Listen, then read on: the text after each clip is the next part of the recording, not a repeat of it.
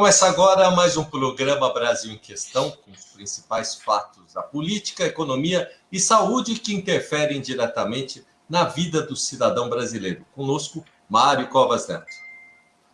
Boa noite, Walter. Boa noite, nosso convidado Marcos Sintra. Boa noite, nossos ouvintes e acompanhantes de todas as quartas-feiras aqui pela internet e às terças-feiras pela televisão. Muito obrigado por ter aceitado o nosso convite e participar desse nosso bate-papo semanal. Boa noite, Marcos Sintra. Boa noite, é um prazer, Walter, um prazer, Mário Covas Neto, uma satisfação muito grande poder estar aqui. E eu acho que nós estamos vivendo momentos complicados, né? Tem muito o que falar, né?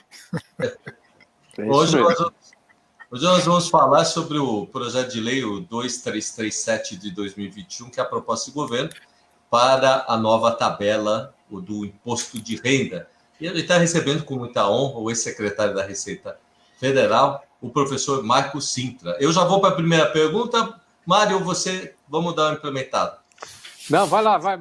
Começa você, Walter. Eu vou ter uma declaração aqui, um desabafo do professor. O professor, em reportagem ao Estado de São Paulo, falou numa avaliação que a mudança dos ventos na tributação das empresas, puxada pelo presidente dos Estados Unidos, o Joe Biden, em um cenário pós-pandemia, pode facilitar a vida no governo na elaboração do projeto que vai alterar a legislação do imposto de renda no Brasil.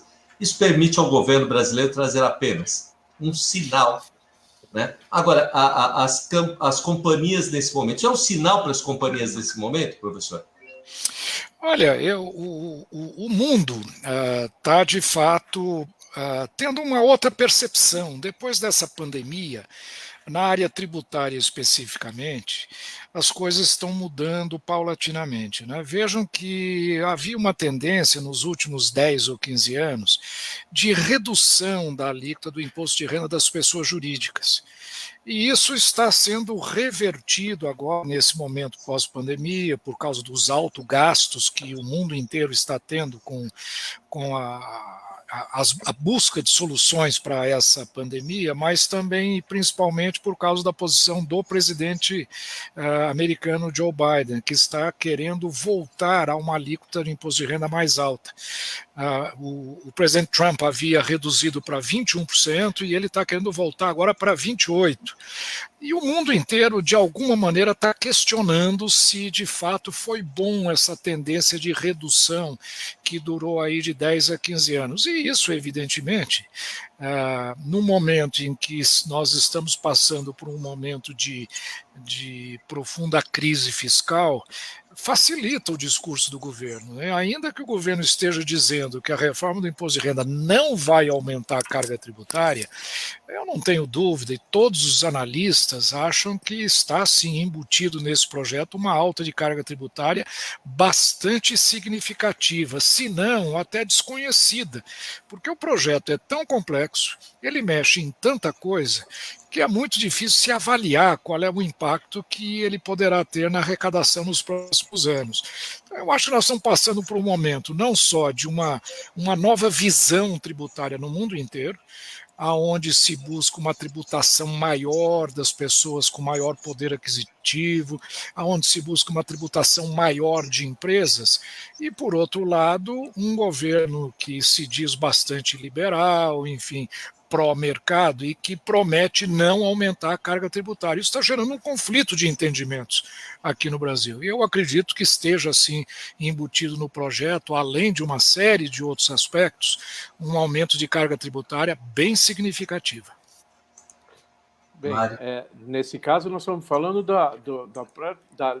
aumento da faixa de imposto de renda, da alíquota de imposto de renda, é isso? Olha, o governo acabou de apresentar, o governo estava discutindo antes o PL 3887, que era uma reforma do PIS/COFINS. Uhum. Essa reforma do PIS/COFINS já era bastante polêmica por uma série de razões. Havia uma avaliação de que ela aumentaria muito a carga tributária, principalmente do setor de serviços, né? Esse projeto está sendo discutido já há algum tempo, acabou ficando um pouco de lado por força da polêmica, e o governo agora, a questão de 10 dias atrás, apresentou esse outro projeto. Como é que é o número dele, Walter? Você falou aí 2... deixa eu voltar aqui. O 2, vou ler. Vou ler aqui. É o 2. É o 2.337 de 21. Isso, e nesse projeto, o governo abre mão de mexer na tributação de consumo, que era o PIS/COFINS, e faz uma alteração, aliás, alterações e bastante profundas no imposto de renda. A ideia original, Mário, desse projeto, originalmente, era atender a um reclamo, a uma promessa política do presidente da República. Desde o período de campanha, ele havia assumido o compromisso de fazer a correção do limite de isenção da tabela progressiva do imposto de renda à pessoa física, que, aliás, está congelado há mais de 20 anos. Uma reivindicação justa, correta, porque isso, quando você não corrige a tabela, a inflação vai jogando você para patamares mais elevados de nível de renda e, consequentemente, você começa a ser tributado quando antes poderia estar ou na faixa isenta ou numa faixa de tributação mais baixa. Então, o projeto todo começou para o atendimento dessa reivindicação. O ministro Paulo Guedes vinha falando já há bastante tempo também, desde o período de campanha, na introdução ou na reintrodução do imposto de renda sob tributação de dividendos aqui no Brasil. Nós já tivemos isso até 95, depois ela foi extinta. Então, esses dois eixos eram os principais. Era um projeto até razoavelmente simples, né? Uma correção da tabela, que deve custar alguma coisa na faixa de uns 13 bilhões para o governo federal. Não é muito, porque a arrecadação total do governo federal é 1 trilhão e 600 bilhões, ou seja, menos de 1%, é o que custaria essa correção, e ao mesmo tempo começaria a tributação de dividendos, de distribuição de dividendos, que no Brasil era isenta nesses últimos 15 anos. Só que o que era para ser um projeto razoavelmente simples, transparente e menos polêmico do que esse que está aí hoje, eu acredito que a Receita Federal resolveu satisfazer a toda a sua lista de desejos, né?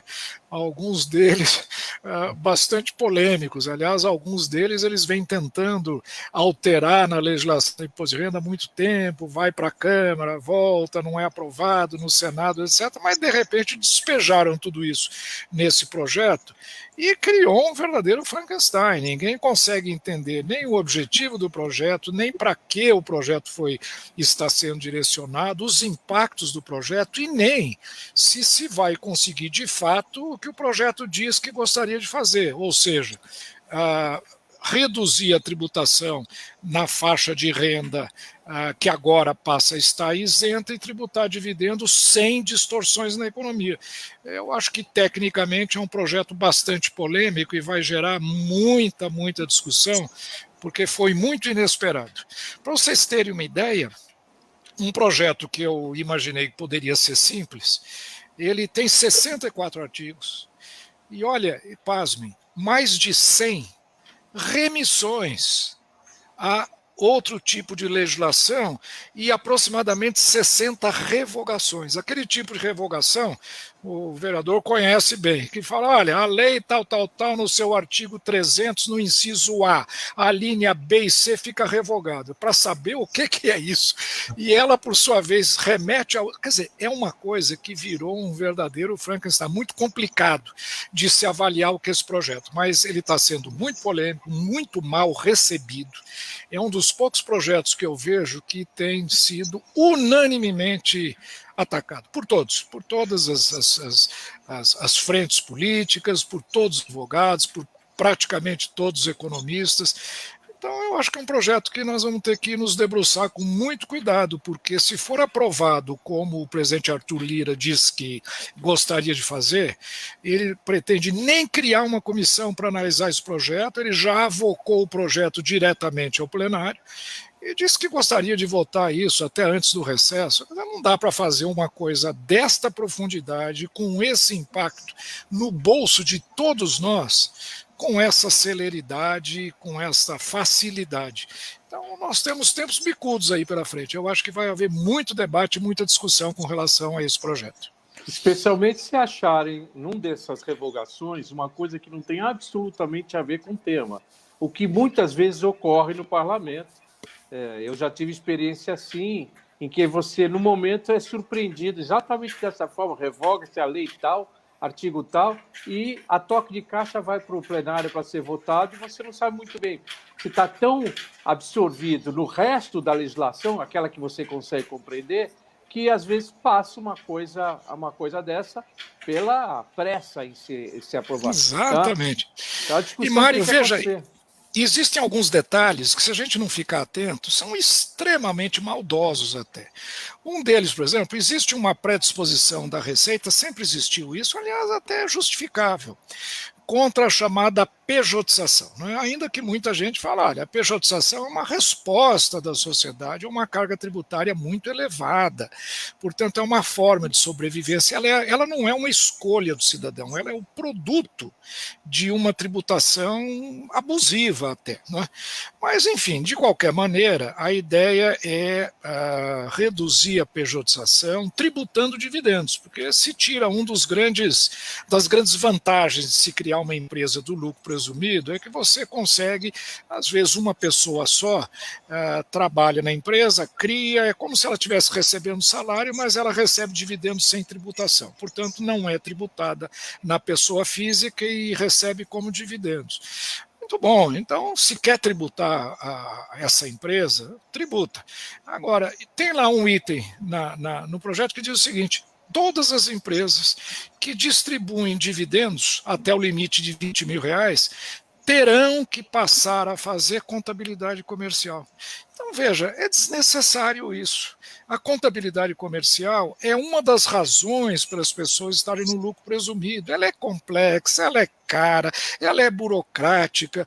Agora, vão exigir pequenas empresas, muitas vezes empresas que são aí preparadas por alfaiates, eletricistas, professores, prestadores de serviço, pequenos advogados, e de repente se vem, né, às voltas com uma legislação que exige contabilidade comercial. Mas para que isso? Então, são esses detalhes que acabam tornando esse projeto muito perigoso, se não for muito bem avaliado. E com essa pressa, não dá para se avaliar responsavelmente um projeto dessa profundidade. O senhor acha que o governo desistiu de fazer a reforma tributária? Porque a reforma tributária mesmo envolvia os impostos municipais, estaduais, nacionais. Seria um grande mexer em todo esse sistema tributário. Me parece que agora ele está procurando mexer só na sua seara, desistiu daquele conceito de você dar mais recursos para municípios, inverter um pouco a pirâmide, né? A pirâmide que hoje o governo central, o governo do Brasil tem mais arrecadação, os estados menos e os municípios muito menos. A ideia era você inverter a lógica dessa pirâmide, também dando mais atribuições para os municípios, para que eles desenvolvam outras ações que hoje eles estão desobrigados. O senhor acha que, em função dessa discussão, nós estamos há um ano só já do final do governo, então, você acha que ele já desistiu da reforma tributária? Ô, Mário, essa é uma pergunta interessantíssima, porque se nós formos olhar historicamente, há 30 anos se tenta fazer uma reforma tributária no Brasil sem sucesso. Não é? Há 30 anos, literalmente. A primeira tentativa foi em 1992, logo depois da Constituinte de 88, porque a Constituinte de 88 estabeleceu nos seus dispositivos transitórios que 4 anos depois haveria revisão de alguns capítulos da Constituição, e um desses capítulos que deveriam ser revistos é o capítulo tributário. Então, em 1992 se começou a pensar na revisão do sistema tributário brasileiro. E até hoje nós não fizemos nada, pelo contrário. Só pioramos com modificações pontuais, modificações, às vezes, para atender uma exigência aqui ou ali. E, no conjunto, a tributação brasileira acabou sendo uma das piores, das mais complexas, das mais caras do mundo.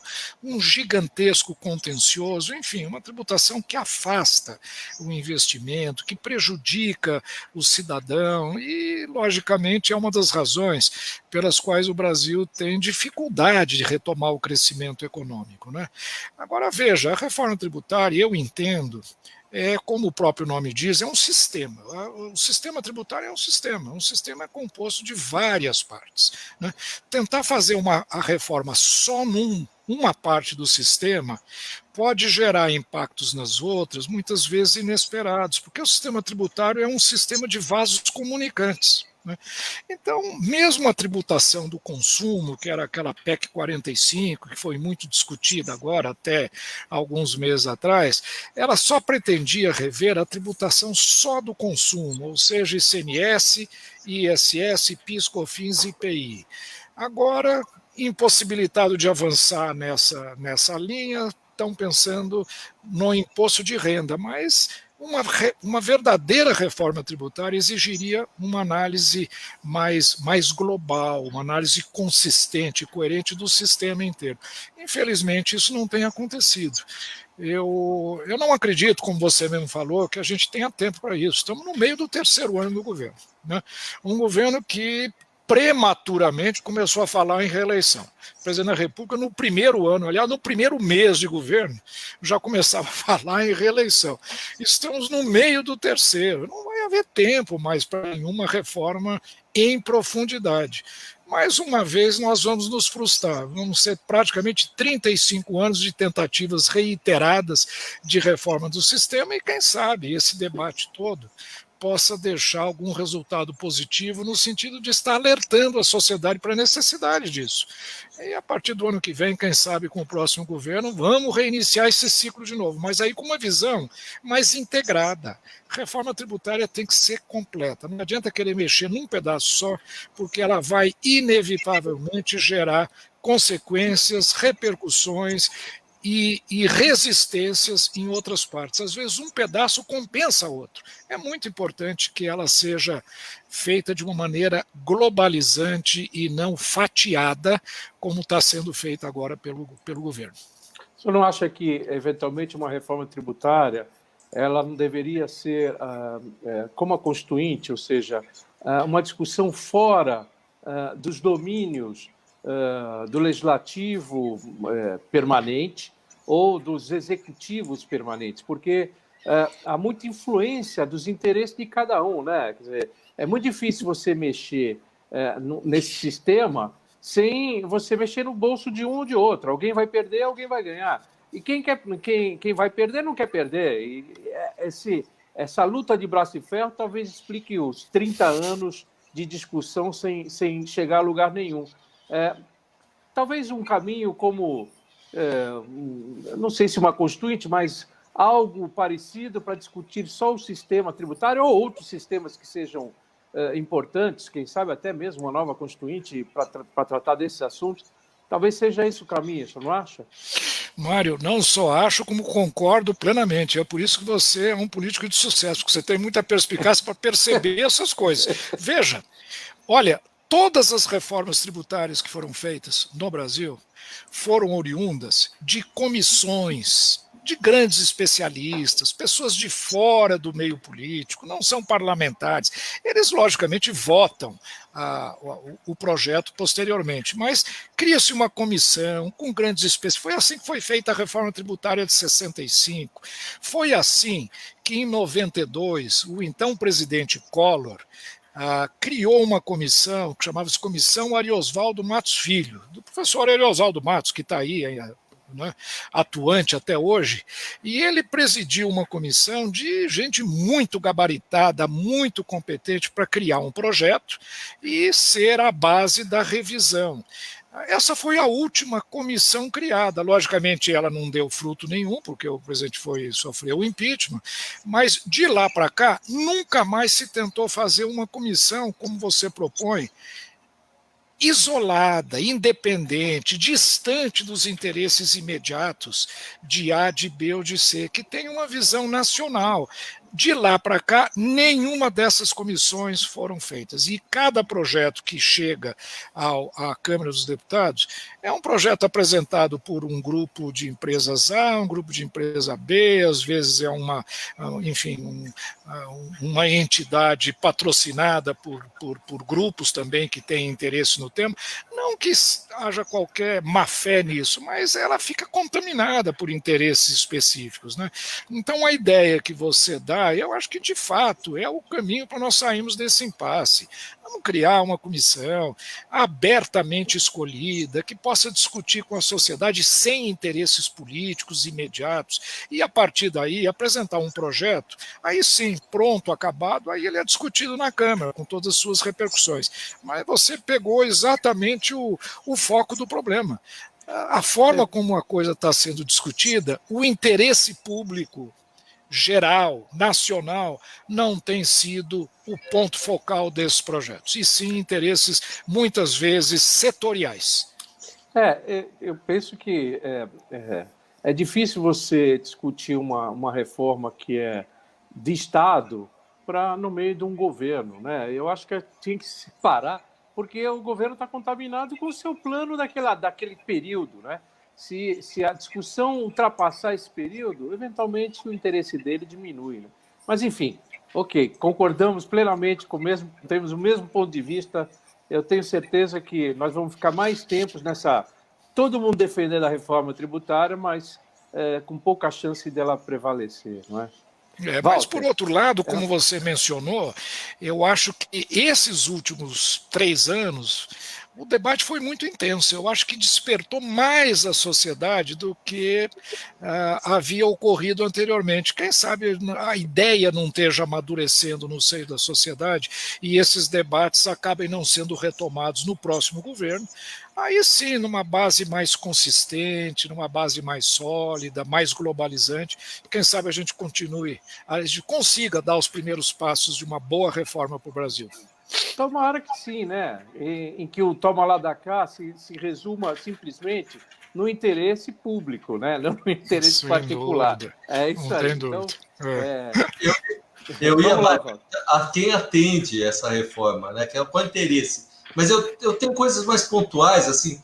Posso esmiuçar um pouco, professor? Né? Se eu souber responder, com o maior prazer. Tá aqui, uma das coisas que a medida fala do impacto da atualização da tabela. Eu vou ler aqui os dados que eu não decorei, né? Mas a tabela de pessoa física, né? O presidente estava falando em 5 mil para a isenção, mas agora é de 1.900 e pouco para 2.500 mensais. Isso é possível acontecer? Vai melhorar com essa situação? Olha, interessante. O ex-secretário da Receita, Everardo Maciel, ele fez um cálculo para saber, de fato, qual é o benefício que esta correção vai trazer a esses 6 milhões de pessoas que antes pagavam o imposto e estarão isentos agora. Aproximadamente 6 milhões, que antes ganhavam acima de R$ 1.903 até R$ 2.500, quase 6 milhões. E chegou a um número que parece até brincadeira. Se formos computar o novo limite de isenção, este indivíduo vai deixar de pagar R$ 7 a menos por mês. 7. 1, 2, 3, 4, 5, 6, R$ 7 a menos. Quer dizer, chamar um projeto desse, de um projeto de redistribuição de renda, é só o discurso mesmo, né? O discurso vai ser esse: olha, corrigi a tabela, fiz o que pude, etc, etc, mas a correção é essa. Agora, se nós formos perguntar por que a correção é tão baixa, por que só o benefício é só de R$ 7 para cada contribuinte? Pela seguinte razão: olha só como as coisas, às vezes, elas são amarradas de maneira tecnicamente tão equivocadas e que geram impactos, às vezes, surpreendentes. Como a correção da tabela custaria ao Tesouro, a Receita, aproximadamente 13 bilhões de reais. Como eu falei, não é muita coisa. Como é que eles vão financiar esses 13 milhões? Não podem perder a arrecadação e dizem que não vai aumentar. O que fizeram? Pegaram o desconto padrão, que muitos de nós usávamos. Eu usava desconto padrão de 20%, para não ter que ficar coletando recibo aqui e ali. Você pega o desconto de 20% padrão, que antes tinha um limite de até 16 mil reais de deduções, e cortaram pela metade. E com isso, eles recuperaram uma parcela significativa desses 13 bilhões. Então vamos fazer agora uma análise mais globalizante. De fato, aquele que ganha entre 1.900 e 2.500 vai ganhar R$ 7,00 por mês. Agora, aquele que está entre 2.500 e 3.500 vai ter um aumento enorme de carga tributária, porque ele perdeu o direito ao desconto padrão. Então, o que está acontecendo? É a classe imediatamente acima da beneficiada que está subsidiando. Então, o discurso de que é o rico, super rico, não é nada. Pelo contrário, quem está subsidiando o pobre é o miserável. Que é aquilo que, aliás, quem está subsidiando o miserável é o pobre, coisa que o presidente disse que não iria permitir, que o pobre financiasse o miserável. É o que está acontecendo. Então, veja, são coisas tecnicamente mal elaboradas. Mas, professor, assim, na defesa do presidente, aqui eu vou tentar fazer a defesa dele, ele sempre se colocou, desde a campanha, como um não entendedor de economia. Sempre. A qualquer momento ele dizia que o ministro Guedes é que falava sobre economia, etc. e tal. O senhor acha que, na função dele como presidente, ele está compreendendo isso? Ele está entendendo que é isso que está acontecendo? Será que ele não foi ludibriado também? Olha, eu acho que é um desentendimento geral, é falta de discussão. Se esse projeto tivesse amadurecido, melhor discutido, com consultas públicas, audiências públicas, essas coisas teriam evidentemente vindo à tona. Isso não está acontecendo por causa dessa pressa, desse assodamento, essa necessidade política de chegar no ano que vem para falar: eu dei o primeiro passo na reforma tributária, não deu para fazer tudo, mas fiz uma parte que eu prometi. Enfim, então, eu acho que ele, de certa forma, não está muito ciente, digamos, das consequências disso. Ele fez um pedido, né, ao ministro, o ministro tentou atender, a Receita Federal aproveitou esse momento para fazer uma revisão e colocar o imposto de renda, pessoa física e jurídica, de pernas para o ar. Essa é a realidade, é uma coisa indevida e a consequência é essa. Outra coisa interessante, Mário, é o seguinte: se há um tributo no Brasil que não precisaria, não é que não precisaria, que menos precisa ser reformado, é o imposto de renda.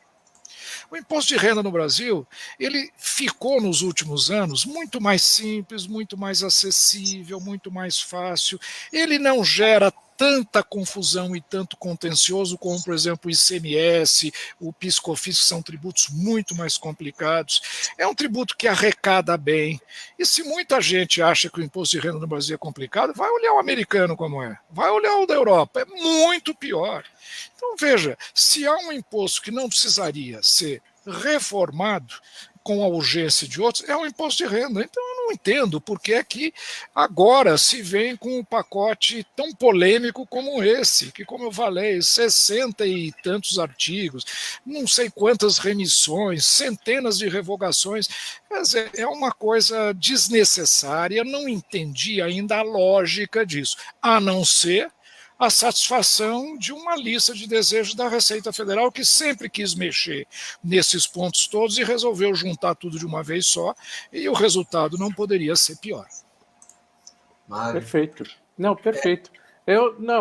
Só me preocupa o seguinte, que aqueles, de novo, aqueles lá, o artigo tal, da lei tal, no inciso tal, que seja esse o principal objetivo e não o que a gente está discutindo aqui, né? Esse que é o que me preocupa. Por isso que a discussão é super importante e necessária, né? É verdade. Agora, Walter, posso fazer mais uma pergunta aqui? Claro, eu estou adotando todo o tempo aqui. Vamos lá. Eu queria só saber o seguinte, a sua opinião, professor, a respeito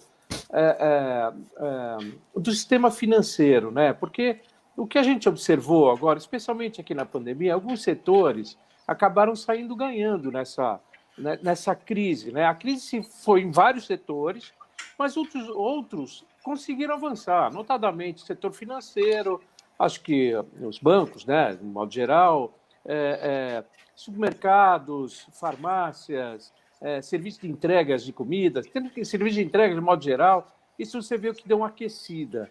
E no caso dos bancos, o que a gente percebe, assim, eu estou falando como cidadão, é que não tem nenhum dado específico, mas só como cidadão, é de que, ao longo do tempo, os bancos nos taxam como correntista mais e mais e mais, com uma série de débitos que muitas vezes você não contratou, né? Você, na abertura da conta, eles te fazem assinar uma série de papéis em que você já é um contrato por adesão, em que você admite pagar seguro disso, seguro daquilo, e papapá, parará. Bom, muito bem.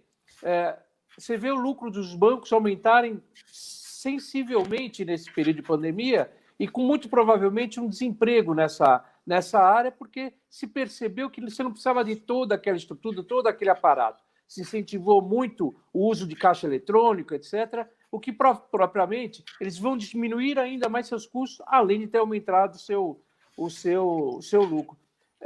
O senhor não concorda que esse era um setor que deveria ser olhado com maior atenção, porque isso acaba sendo, até na sua proposta, que eu quero aqui dizer que concordo integralmente, no sentido ainda que foi roubada a sua ideia por uma coisa que foi deturpada, que era a coisa do imposto único, que no final ficou a CPMF, ficou mais um imposto, não ficou o único, né?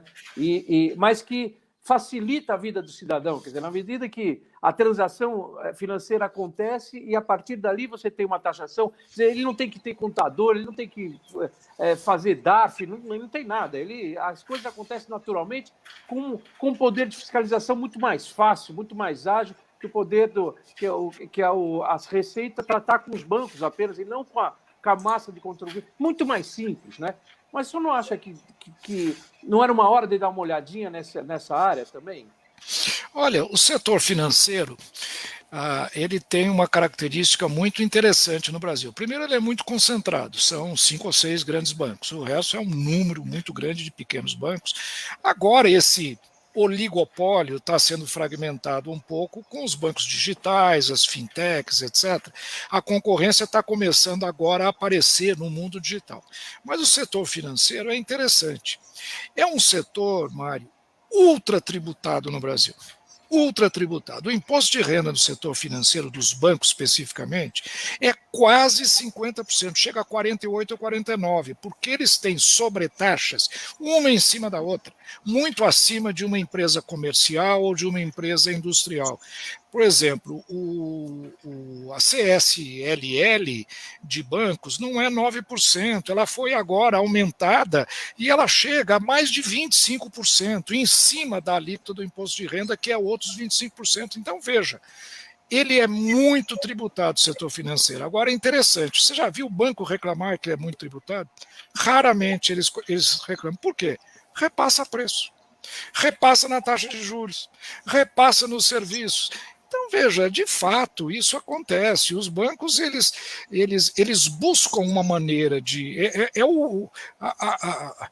aquele paradoxo, né? A gente não sabe quem corre atrás de quem. Se tributa demais o setor financeiro, ele repassa mais a preço, garante seus lucros, aí tributa mais, então fica um círculo vicioso.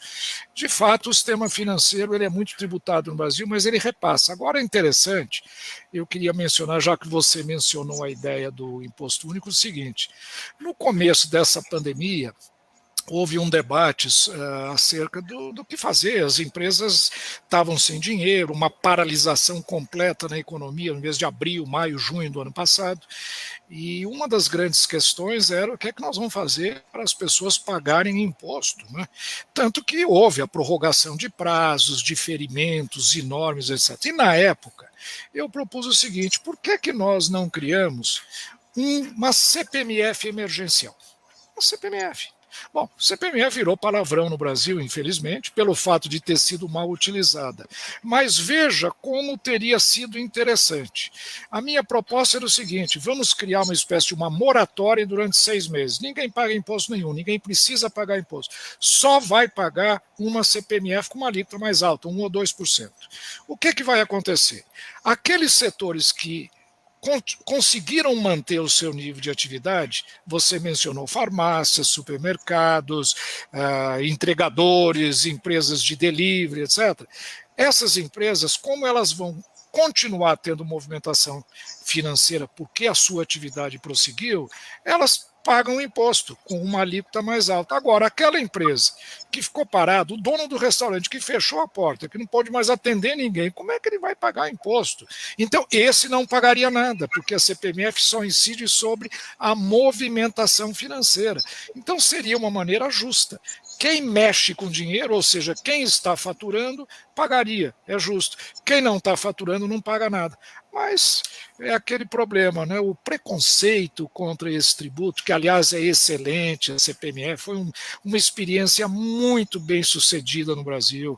Eu me lembro em 92, 93, quando o presidente Fernando Henrique Cardoso era ainda o ministro da Fazenda, ele introduziu o IPNF, Imposto Provisório sobre Movimentação Financeira, como uma medida coadjuvante ao Plano Real, e foi um sucesso, né? Arrecadou, depois ela foi prorrogada para o atendimento da saúde, durante 12 anos esse imposto funcionou no Brasil. Antipatizado, certamente, porque veio como imposto a mais, mas arrecadou bem, baixo custo, não tem fiscal, não tem uma ação na justiça falando sobre CPMF, e funcionou 12 anos no Brasil. E a principal qualidade, Mário, é o único imposto que traz a economia subterrânea para o universo tributário. Então, veja, hoje no Brasil, a informalidade é gigantesca. O IBGE estimula em 17% do PIB. A criminalidade, hoje em dia, com milícia, tomando conta de comunidades, crime organizado, contrabando, etc. Não que eu, logicamente, somos contra tudo isso, mas eles mexem na economia, não pagam um imposto, não pagam nada. O sonegador e aquele que faz o planejamento fiscal, se nós formos olhar, esse é um conjunto que representa quase 30% do PIB brasileiro e não paga imposto. A CPMF traz essas pessoas para o universo tributário. Mas, infelizmente, a imprensa, como eu disse, a opinião publicada, não tanto a opinião pública, quando a gente conversa com as pessoas, ninguém tem essa ojeriza como a imprensa nos faz crer sobre a CPMF, né? Mas ela acabou não sendo nem cogitada como uma solução para atender a essa observação sua. Alguns setores foram favorecidos, tiveram os seus impostos prorrogados, da mesma forma que aquele coitado que não tinha como pagar nada e que provavelmente quebrou. Então, esta forma de tributação poderia atenuar esse impacto. Pois é, professor, mas talvez tenha faltado, ou pelo menos é a primeira vez que eu ouço, que a contrapartida desta retorno da CPMF era você dar primeiro que ela fosse temporária e que durante esse tempo as pessoas estivessem desobrigadas a pagar outros impostos. Isso não foi dito isso à época. Não. Então, não é... Se dizia só do acréscimo de um outro imposto. Então, as pessoas em crise financeira e muitos negócios não funcionando, falam, pô, mas o governo ainda quer aumentar o imposto, né? E olha, eu acho que para a atividade econômica seria uma bênção isso aí. Seria uma bênção. Mário, você vê, eu fui exonerado da Receita Federal exatamente por isso. Porque num determinado momento eu vinha falando nesse imposto, nessa proposta, a imprensa falava, a CPMF vai voltar. O presidente tinha chiliques e ficava... Não, CPMF... Por quê? E acabei sendo exonerado por isso. De fato, quando não existe uma liderança forte que acredite no projeto, fica difícil nós dialogarmos com a sociedade, né? Vender o projeto, né? Exatamente, esse foi o... Veja, eu não sei se o Walter escutou isso. Eu nunca tinha escutado, é a primeira vez que eu escuto. E seria bem diferente o debate, bem diferente. Mas o jogo político tem disso também, né, professor? O senhor sabe muito bem como é que é. Às vezes, lógico, as verdades elas são deturpadas conforme o interlocutor, não é? Agora é interessante, o ministro Paulo Guedes, ele fala muito numa coisa que eu acho muito importante, que nós precisamos fazer no Brasil. Um dos setores mais tributados no Brasil, e injusta e indevidamente, é o trabalho. Hoje, a incidência sobre a folha de pagamento das empresas é elevadíssima. O Brasil é um dos países que mais tributa salário no mundo, né? A contribuição é 20% patronal ao INSS, o trabalhador paga mais 9 a 11, depois tem o imposto de renda, aqueles penduricalhos todos que somam mais 3 ou 4%, isso dá mais de 40% da folha de salários, ou seja, um funcionário leva para casa metade daquilo que ele custa para o seu empregador. E o ministro Paulo Guedes tem falado, precisamos desonerar a folha de salários. Essa tributação sobre salário é uma fábrica de destruição de emprego em massa, e de fato é. E a proposta dele, ele falou várias vezes, seria usar um tributo sobre movimentação financeira para acabar com para substituir a incidência sobre folha. Mas ele também não consegue falar isso, porque quando ele fala, vem crítica em cima, preconceito, falta de debate, falta de discussão.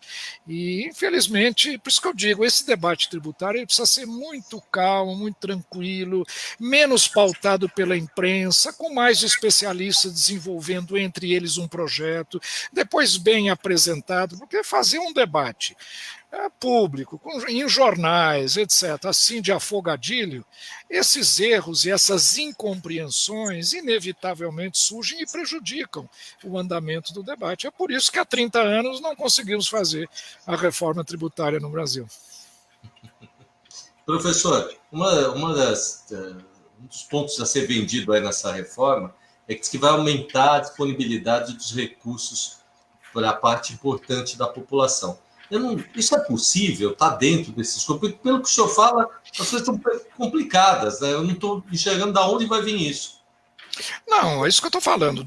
O objetivo do ponto de vista de beneficiar algum segmento é o segmento de mais baixa renda, né, que é esse segmento que está de 1.900 a 2.500. Só isso. Os outros todos vão ter acréscimos de carga para financiar isso e algumas outras medidas que, de certa forma, são até justificáveis, como, por exemplo, a unificação de alíquota de fundos no mercado financeiro.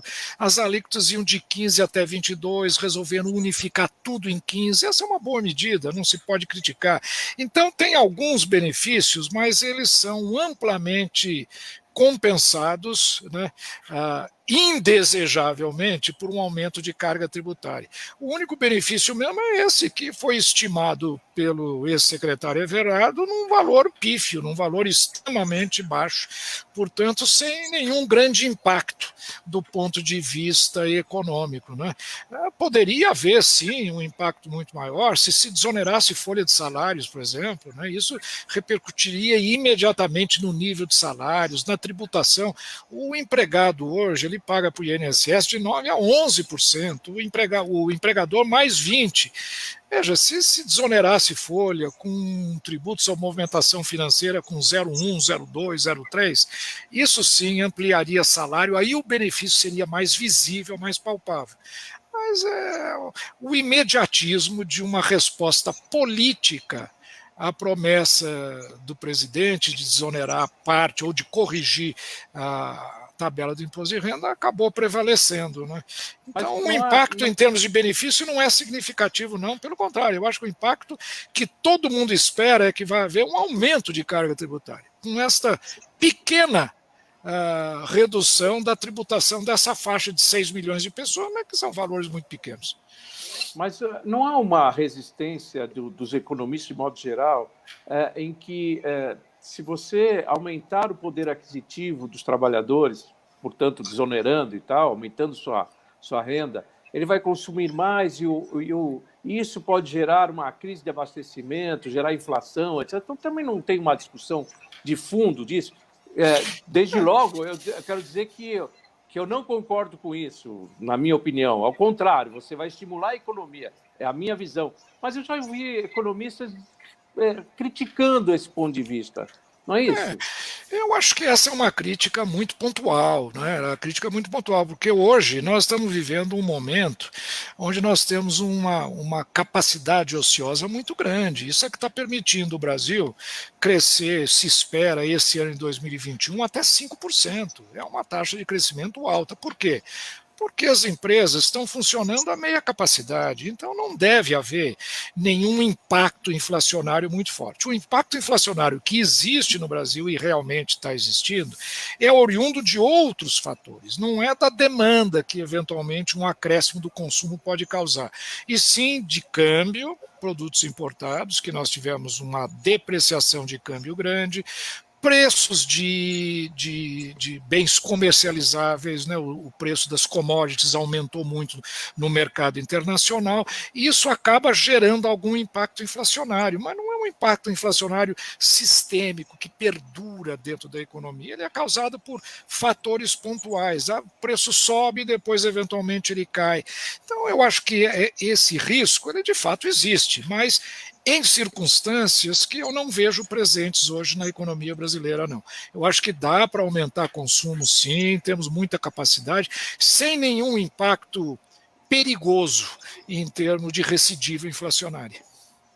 Mário, eu estou com uma dúvida aqui, porque toda vez que alguém vai, traduzindo aqui para a população, professor, toda vez que a gente vai numa farmácia, em algum lugar, tal, né, não no supermercado, fala assim, você quer você quer nota fiscal, tal, né? O pessoal, né, fica assim, não sabe se pede ou não pede. E o governo, na proposta, está falando o seguinte, ó, que vai fazer com que as pessoas peçam a nota fiscal. E ele está falando o seguinte, com o fim do desconto simplificado, o Ministério da Economia projeta um aumento de 9,98 bilhões, né, chegando até 11,48 bilhões em 2024, para as pessoas pedirem nota fiscal. Você acha que isso vai acontecer? O brasileiro já não quer declarar nada, na verdade?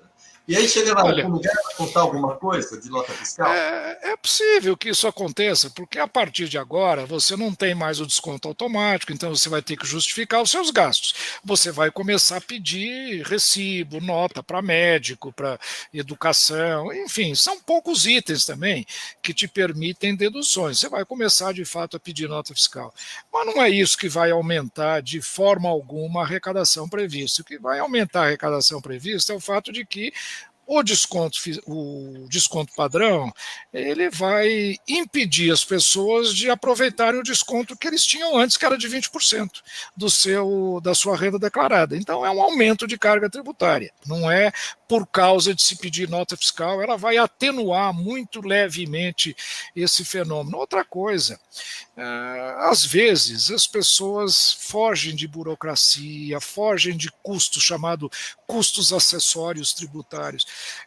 Eu vi um estudo feito recentemente mostrando que muitas empresas que estão em lucro presumido, elas acabam pagando mais imposto de renda do que as empresas que estão no lucro real. Mas elas preferem ficar no lucro presumido, mesmo pagando uma alíquota efetiva ligeiramente mais alta. Por quê? Porque no lucro real não há necessidade de escrituração, não tem burocracia, não tem fiscal entrando e pedindo livro, você não tem que atender às exigências do SPED, que pede a contabilidade eletronicamente para a Receita para eles compor. Tudo isso simplifica a vida das pessoas. Elas preferem pagar, às vezes, até um pouco mais de imposto para não ter amolação, para não correr risco, para não sofrer autuações. Então, é isso que vai acontecer. Não é? O desconto padrão reduz isso, vai aumentar a burocracia, vai aumentar o custo para você pedir as deduções que você tinha direito antes, mas que agora deixou de ter. E com isso, ele não simplifica nada. Esse projeto complica a vida do contribuinte ao invés de simplificar. Eles dizem lá na justificativa, né, que o projeto busca simplificar, mais equidade, mais transparência, mas eu acho que nenhum desses resultados são de fatos auferíveis com o projeto que está sendo apresentado, que tecnicamente é muito ruim e muito mal feito. Mário? Não, Walter, agora é sua vez. Não, com relação também à questão de imóvel, professor, né? Diz que vai fazer essa recolocação no valor do imóvel. Inclusive, é é o mercado que mais cresce ainda. Inclusive, saiu pesquisas agora para de imóvel está crescendo. Ela atinge isso, não atinge? Olha, eu não sei se vocês se lembram, é interessante isso, até contar um caso. Logo no primeiro ano de governo, eu estava na Receita ainda, e durante o debate da reforma da Previdência, ela estava naquele debate, isso deve ter sido abril, maio, por aí. O presidente da República uma vez deu uma declaração dizendo que tinha um projeto maravilhoso que ia gerar 2 trilhões de reais, que era o dobro do que se pretendia com a reforma da Previdência. O que era o projeto? Era esse que está nessa reforma do imposto de renda agora, que diz o seguinte: se você tem um imóvel declarado no seu imposto de renda com valor histórico muito baixo, logicamente, se você for vender esse imóvel ao preço de mercado, você vai pagar ganhos de capital, que é muito alto. Então, o que o projeto permite? Você pode corrigir o valor até o preço de mercado. Se você for vender depois do imóvel, você não paga mais ganho de capital, porque você corrigiu o custo do imóvel. Mas, para você fazer essa correção, você paga 5% do valor da correção. Então, veja, esse projeto, que eu cheguei a analisar lá atrás e rechacei, ele volta agora para a pauta nesse projeto. Mário, você também, eu fui secretário de finanças de municípios, e para mim, isso chama-se ARO, Antecipação de Receitas Orçamentárias. Essa é a maior pedalada fiscal que existe. Foi exatamente o que eu estava pensando aqui. Ou seja, o que eu estou oferecendo para o cidadão é o seguinte: olha, você corrige, paga 5% agora em vez de pagar 15% lá na frente. Isso é antecipação de receita, isso é inconstitucional, meu Deus do céu. Como é que isso está num projeto? Isso vai gerar um contencioso gigantesco. Então são coisas como... Olha, é incompreensível. Eu não consigo entender como é que um projeto chega à discussão pública com coisas como essas. E dúvidas que vão gerar um contencioso enorme. Outra coisa, veja, os fundos fechados... de fato, fundo fechado é a gente que tem um alto poder aquisitivo, faz o fundo fechado, que tem alguns inconvenientes, mas por força desses inconvenientes, ele tem uma vantagem: ele não tem come-cotas. Come-cota é aquilo que você, a cada ano, a Receita cobra a valorização da cota do fundo. O que acontece nos fundos fechados é que os recursos ficam lá até você realizar esse lucro. No dia que você sacar do fundo, aí você paga. Mas ele vai acumulando ao longo desse período. Muito bem, resolveram fazer o come-cotas também para esses fundos. Tudo bem, eu acho que, veja, isso é até razoável, é até aceitável que se faça isso. Mas só que, ao invés de fazer isso daqui para frente, eles querem fazer no estoque passado. Então, todos os fundos fechados, alguns deles têm 20 anos, 30 anos, 10 anos, 5 anos, que acumularam ganhos ao longo de anos e anos e anos. E eles vão ser tributados de uma vez, no dia 31 de dezembro de 2021, agora, em 15% no estoque. Quer dizer, qualquer advogado que eu pergunte me fala: gente, retroatividade é um princípio básico. Você pode até estabelecer essa regra daqui para frente. Novos investimentos agora vão sofrer come-cota. Agora, você tributar todo o estoque do passado, a história inteira... Só se fosse a favor, né? Só se fosse a favor, não contra. Em benefício do contribuinte, claro, exatamente. Claro. Enfim, então são coisas como essa que eu acho que vão causar uma enorme polêmica. Aliás, hoje está sendo divulgado um manifesto de mais de 130 ou 140 entidades empresariais de peso. A BIMAC, Secov, CNS, FEBRAC, entidades de saúde, de educação, 130 entidades mandando um ofício ao Arthur Lira, dizendo exatamente isso. Esse é um projeto absolutamente incompreensível, ninguém sabe o que ele pretende, com impactos profundos, não foi discutido com ninguém. Pelo menos crie uma comissão na Câmara dos Deputados para discutir esse projeto, porque o Lira está querendo levar a plenário para votar agora assim, a curtíssimo prazo. Enfim, são essas coisas que são incompreensíveis. Isso tira o prestígio de um governo e de um ministro. Não é uma pena. O Paulo é uma pessoa, o ministro Paulo Guedes é uma pessoa inteligente, preparada, dedicada. mas a impressão que me dá é que ele entregou esse projeto ao pessoal da Receita, que está deitando e rolando em cima dele, fazendo o que bem entende, e ele entrou nessa. É uma pena, porque nós precisamos discutir muito mais esse projeto para não termos muito mais custo do que benefício. Perfeito. Gente, está faltando 3 minutos finais, Mário. Então, nossa, só isso. Olha, professor, antes da sua palavra final, quero aqui agradecer de público sua participação. Foi muito enriquecedora, o senhor trouxe um monte de aspectos interessantes. Esse é um tema técnico, complexo e, para a maioria das pessoas, bastante difícil de entendimento. Mas a sua exposição é muito clara, muito objetiva, muito lógica, e certamente quem nos acompanhou, ou quem vai nos acompanhar na terça-feira também, vai gostar. Tenho certeza disso. Muito obrigado pela sua participação. Imagine, Mário e Walter, eu que quero agradecer o convite. Eu sou amigo do Walter há bastante tempo, ele sempre me informa a programação de vocês, eu assisto com muita frequência o programa de vocês, aprecio muito, e para mim é sempre uma alegria. Muito obrigado. Estou à disposição para voltar quando convidado novamente.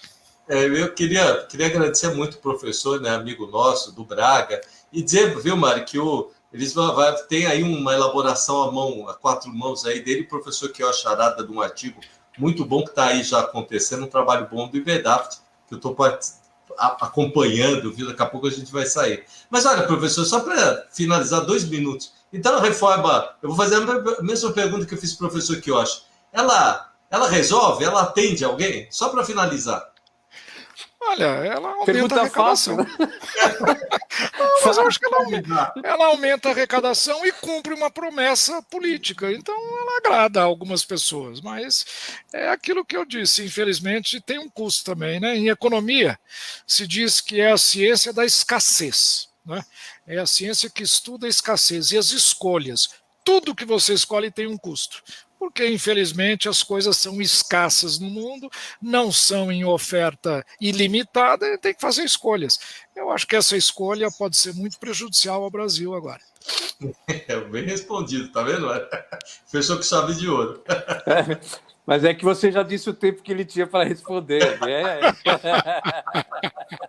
Então, é verdade. Acabou, tem que voltar aqui o professor, né, Mário? Acabou o tempo, professor. A gente tem aqui portas abertas para o senhor. Não, e obrigado. Essa discussão, desejo que ela seja mais longa. E, portanto, o senhor pode, em outros momentos, quem sabe, vir aqui e nos ajudar a explicar o que está ocorrendo, tá bom? Maior prazer, Mário. Muito obrigado. Até logo. Um abraço para todos. Obrigado. Tchau, pessoal. Muito obrigado pela audiência de vocês, tá? Tchau, Walter. Obrigado. Tchau.